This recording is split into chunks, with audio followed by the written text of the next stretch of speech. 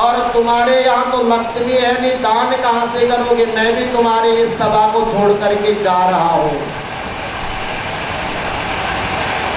राजा ने आंखें बंद करे, सोचा क्या करूं, कहा जा तू भी जा, तेरी भी मुझे जरूरत नहीं है। तीसरा एक पुरुष जाने लगा, राजा ने रोक दिया, भाई तू कौन है, क्यों जा रहा है? कहा मेरा नाम यश है, जहाँ धन नहीं है वहाँ दान नहीं है, और जहाँ दान नहीं है वहाँ यश कहाँ से रहेगा? कहा मैं तेरे को छोड़कर जा रहा हूँ। राजा ने कहा मुझे जरूरत नहीं है यश प्रतिष्ठा की, जा तू भी चले जा। जब राजा ने जाने दिया तो जब चौथा एक पुरुष आता है और उस पुरुष को भी पकड़ लिया, राजा ने कहा भाई तुम कौन हो, क्यों जा रहे हो? राजा से कहने लगा मेरा नाम धर्म है, मैं जा रहा हूं जहां लक्ष्मी नहीं है वहां दान नहीं हो सकता, और जहां दान नहीं है वहां यश नहीं मिल सकता, जहां यश नहीं है तो वहां धर्म कहां से होगा? इन सब वस्तुओं के लिए तो धर्म के लिए यह सब वस्तुएं जरूर है। अगर धर्म करना है, धर्मेण हन्यते व्याधि धर्मेण हन्यते ग्रह, यतो धर्म ततो जय, जहाँ धर्म है वहीं जीत होती है, वहीं विजय होती है। यह पुरुष धर्म कह रहा मैं भी जा रहा हूँ। राजा ने पैर पकड़ लिए, भाई मैंने तेरे को कभी नहीं छोड़ा, मैंने तो धर्म को छोड़ा नहीं, तू क्यों छोड़ करके जा रहा है? धर्म को राजा ने जाने नहीं दिया, पकड़ लिया तो दान को भी, यश को भी, लक्ष्मी को भी उल्टे राजा के पास आना पड़ा। इस संसार में रहना है तो धन तो सबको कमाना है, लेकिन धर्म के अनुसार कमाया हुआ धन ही शुद्ध धन होता है।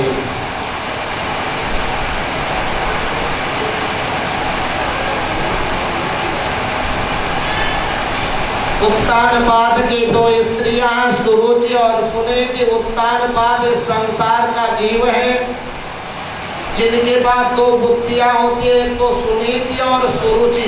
सुरुचि का तात्पर्य तो है नहीं छोड़ना, कहाँ कीर्तन, वहाँ नरसिंह सदन में जाओगे, कथा हो रही है, तुम छोड़ो ना यहाँ से, तो वहाँ जाते हैं सहेली के यहाँ पूछ लेंगे पड़ोसन की क्या हाल है, किसी के बारे में पता चलेगा और वहाँ पर सारा हम खबर लेंगे कहाँ कथा में क्या मिलेगा।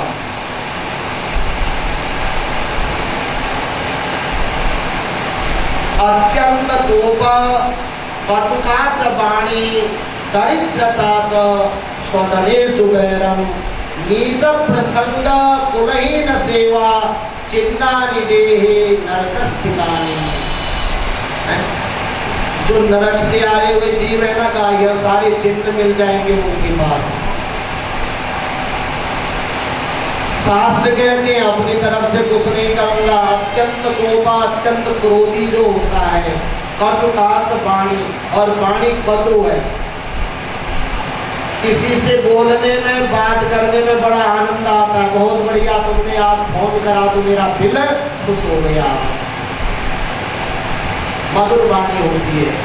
जिसका अत्यंत क्रोधी है, कटुवाणी है और दरिद्रता से युक्त है, स्वजनेषु वैरम, और अपने लोगों से ही द्वेष रखते हैं। अपने लोगों से ही द्वेष रखते हैं। नीच प्रसंग कुलहीन सेवा, और नीचों का साथ रहते हैं, अपने कुलहीन की सेवा करते हैं, वह तो नरक से आए हुए जीव हैं। सुनीति का तात्पर्य है जो सुंदर नीति से युक्त रास्ते पर ले जाएगी। सुरुचि का तात्पर्य है जो अच्छी रुचियों के अनुसार अपने मन को सदा भेद की ओर ले जाएगी, वासनाओं की ओर ले जाएगी।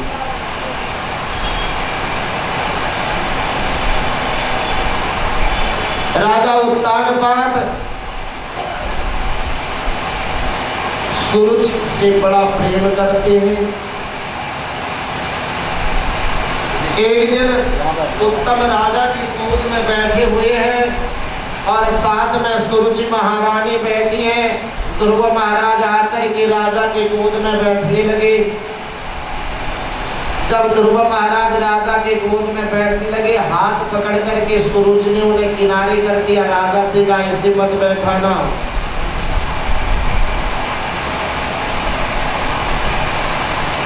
ध्रुव महाराज देखते रहे, माँ मैं अपने पिता के गोद में बैठना चाहता हूं, आप क्यों मुझे रोकती हैं?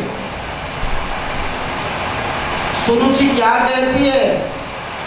कहा हे ध्रुव, ये तुम्हारे पिता हैं, इतना मैं मानती हूँ, परंतु यदि इनके गोद में तुमने बैठना है तो ऐसी तपस्या कर कि मेरे गर्भ से जन्म लेना पड़े। श्री राधे। इसे कहते हैं सुरुचि। उसने भक्त का भी और भगवान दोनों का अपमान कर दिया। एक तो भक्त का अपमान करे, केवल ध्रुव का अपमान हो रहा है। सुरुचि ने तो भक्त का भी अपमान किया और भगवान का भी अपमान कर दिया। भगवान से बड़ा मेरा गर्व है। अरे जब मुझे तपस्या ही करनी है तो भगवान की चरणारविंद प्राप्त करने के लिए करूंगा, ये नहीं कि पुनः गर्भ में आकर के सुरुचि के गर्भ से जन्म लूंगा। भक्त और भगवान दोनों का अपमान कर दिया। ध्रुव महाराज को बड़ा बुरा लगा और चल पड़े, गए अपने माता सुनीति के पास, सारी कथा सुनाई। तो सुनीति ने कहा बेटा क्यों रहते हो, सारी कथा सुनाई। का रोना नहीं, या तो तेरी विमाता जो है ना, तेरी सौतेली माता ने बहुत बढ़िया रास्ता तुझे बताया। धन्य है वह माँ जो अपने पुत्र को इस प्रकार से समझा रही है। कहा बेटा उसने तो बहुत बढ़िया कार्य करा, जो मैं नहीं कह सकी तेरे से उसने कह दिया। ठीक कहा है, तू तपस्या कर, भगवान को प्राप्त कर। कहा तेरे को राजा की गोद मिल जाएगी क्या? तेरे तो जो परम ब्रह्म परमात्मा वो सबके पिता है। कहा जैसे तेरे पिता है ना यह राजा, तो कहा वैसे ही इन सबके भी पिता है जो परम ब्रह्म परमात्मा। तू जाकर के उसकी गोद क्यों नहीं करता? तेरी विमाता ने बहुत अच्छा तुझे कहा, बहुत अच्छा तुम्हें शिक्षा प्रदान करी है।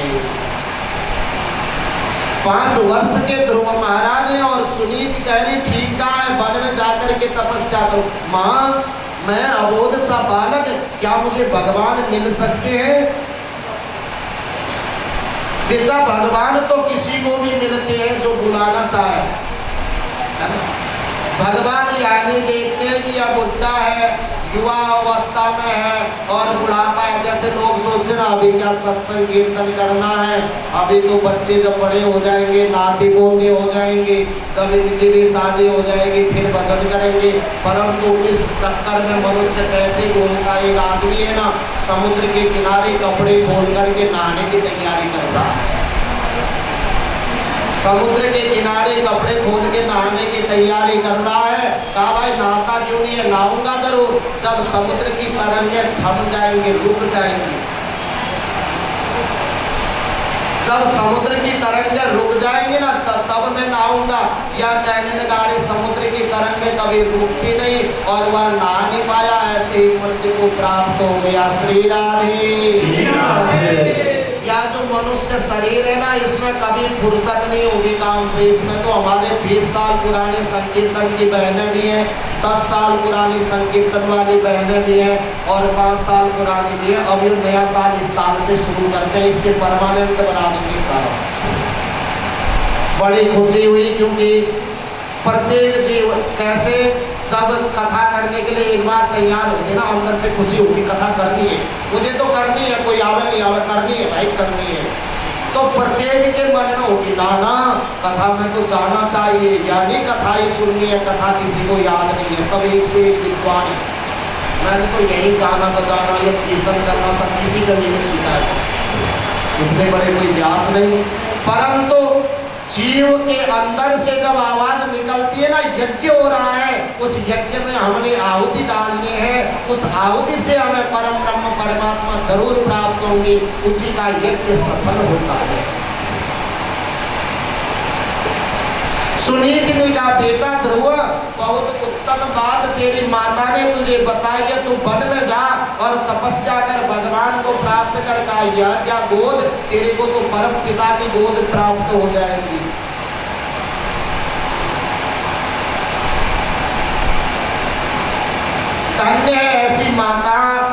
जो अपने पुत्र को तब करने के लिए भेज रही है। आजकल क्या करते हैं, किसी घर में गया मैं संडे के दिन इतवार चले गया, 2 पति पत्नी है और 2 बच्चे उनके हैं, सुबह सुबह लड़ाई हो रखी घर में। मैं तो चले गया, अरे दूध पिलाओ पंडित को, कहाँ से पिलाते हो, झगड़ करके। मैंने कहा महाराज क्यों झगड़ रहे हो? सेठ जी क्या कह रहे हैं, सेठानी ने मेरा दिमाग खराब कराया कि पिक्चर दिखा के लाओ, मुझे नहीं भी ले जाते हो, इन बच्चों को ले जाओ। पंडित जी मेरी बेइज्जती करती है, कहा पिक्चर नहीं दिखा के लाते, बच्चों को भी नहीं दिखा के लाते हो, मेरे को तो छोड़ो बच्चों को तो दिखा के लाओ। मैंने कहा सेठानी जी कभी आपने सेठ जी से यह कहा कि इन बच्चों को भाई जहाँ शुभ कर्म हो रहे, कोई अच्छे संस्कार हो रहे, वहाँ पर लेकर के जाओ, कथा हो रही वहाँ जाओ ना? पंडित जी आजकल तो ले जाना ही पड़ता है, सारे लोग ले जाते हैं।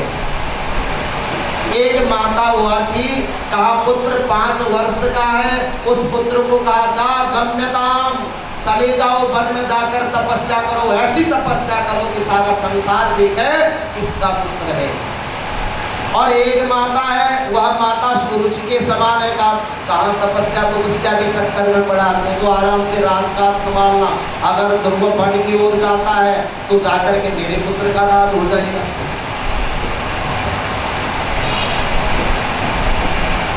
सुनीति ने कहा बहुत अच्छा है बेटा, परम ब्रह्म परमात्मा तेरे को अवश्य मिलेंगे, मेरा आशीर्वाद है, तू जा। प्रणाम करके चलने लगा, का ध्यान रखना अपने पिता से भी मिलके जाना और अपनी विमाता से भी मिलके जाना।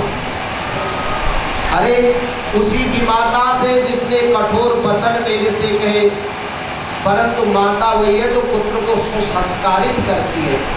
कल मैंने एक श्लोक कहा था, दोषीलो मात्र दोषेण पितृ दोषेण मूर्खता। कहा माता वही है जो संस्कार सिखाती है।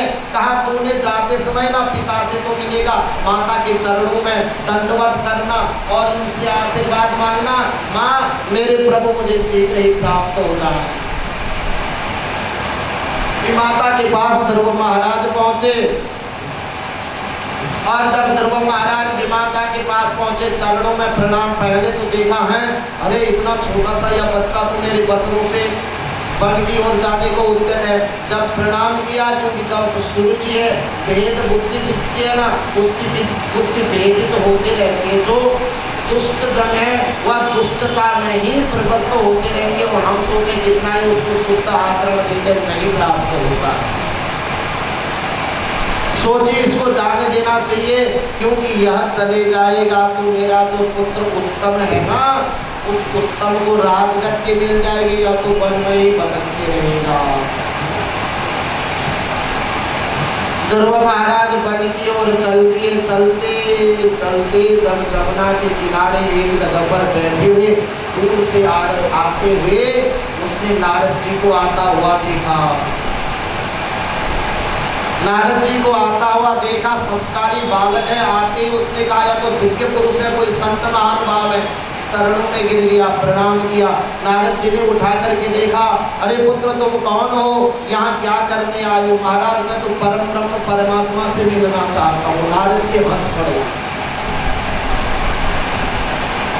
बालक काया कोई खिलौना नहीं है कि बाजार से ले लिया, काया तो परम ब्रह्म परमात्मा है। तुम्हारी आयु बड़ी कच्ची है, तुम्हें परमात्मा नहीं मिल सकते। तुम तो घर लौट जाओ, अपने माता पिता के साथ रहोगा। यही तो नहीं चाहता हूँ मैं, माता पिता के साथ रहो। नारद जी को जिद करी, प्रभु यदि आप मुझे योग्य समझते हैं तो मुझे कोई ऐसा मंत्र दे जिससे मैं भगवान के महिमा गा सकूं और भगवान को प्राप्त कर सकूं। नारद जी ने सोचा यह शिष्य जो है योग्य है, उसको मंत्र दे दिया। ओम नमो भगवते वासुदेवाय, ओम नमो भगवते वासुदेवाय,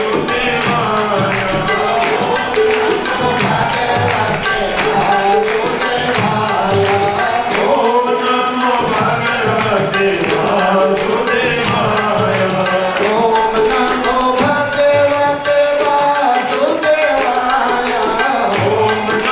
भगवते वासुदेवाय,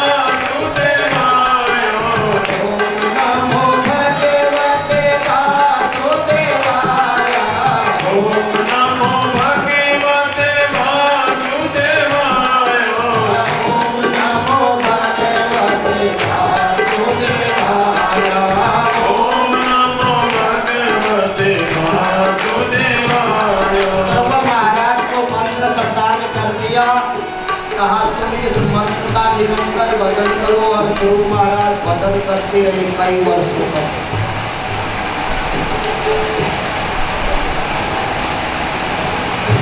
ध्रुव कुछ समय तो जल पी करके भजन करे, उस समय जल पी करके तपस्या करे, और कुछ समय पत्ते आदि ग्रहण करके तपस्या करे।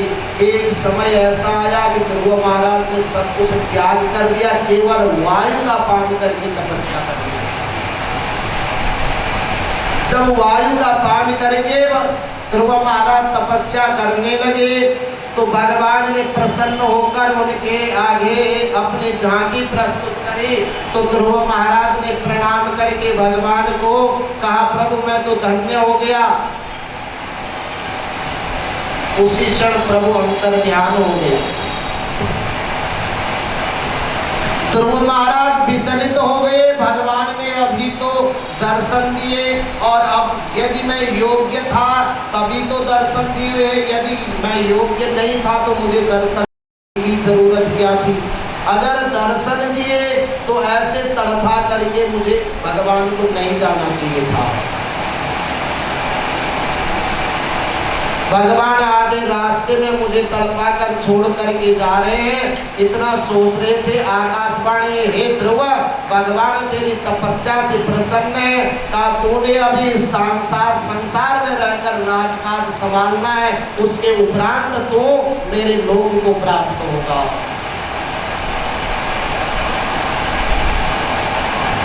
ध्रुव महाराज से भगवान ने कहा तूने इस राजकाज को संभालना है और उसके उपरांत तुम मेरे लोक को प्राप्त होगा। तुम जाओ, स्वयं तुम्हारे पिता तुम्हारे इंतजार करेंगे। और उधर नारद जी ने जाकर के उत्तानपाद महाराज को सारी कथा सुनाई कि ध्रुव को भगवान के दर्शन की वार्ता सारी सुनाई। और उत्तानपाद ध्रुव के आने की तैयारी में रास्ते में खड़े हैं।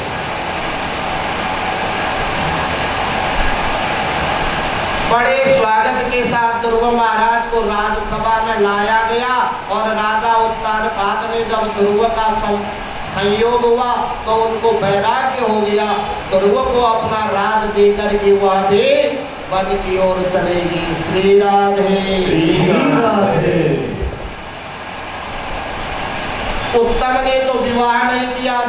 ध्रुव महाराज के ब्रह्मी और इला नाम की दो स्त्रियों से विवाह हो गए। उत्कल और मत्कल नाम के दो पुत्र हुए।